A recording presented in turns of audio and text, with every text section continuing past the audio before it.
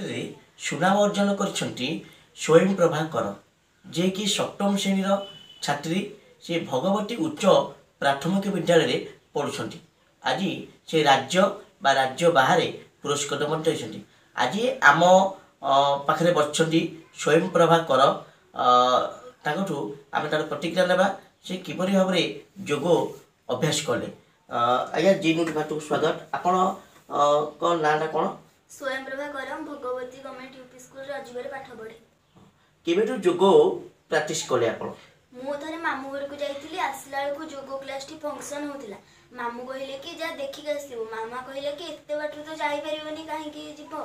से कहले जाओ देखिक आसो। तापरे मु कल्ली, सार मते कहले कि आसन करबा कोठी। मु कल्ली, तापरे सार कहले तू करिछु भल त आउरी आगु को करले तू भलरे करियो। तापरे मैं जाई कि मामू घटी स्कूल ट्यूशन बंद करके 7 दिन खंडे रही शिखिली।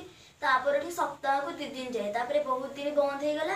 कंपटीशन की प्रोग्राम कहले पुणी योग क्लास को जाए।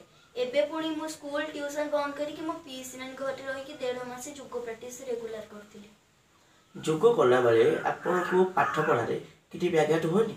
नाई मु योग कंपटीशन बेले तो करे पढ़ी हुए, जो बही नहीं पढ़ी जाए। सकाळ 6टा रे जाए, आसिला बेलू 10टा 10:30 हुए।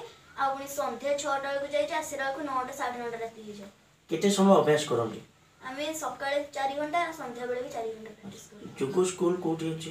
योग क्लास अछि पुराना ब्रह्मस्मी गली रे अछि, जेडे फाउंडेशन योगा।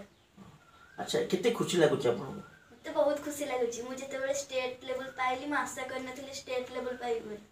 मते स्टेट लेवल पाइला पर बहुत खुशी लागुछि। काहा को आपण श्रेय देबे ए जो पुरस्कार आपण पाइले? मो मामा बहुत परिश्रम करी मते नेकी जाइछि। आगु को कोन हेबार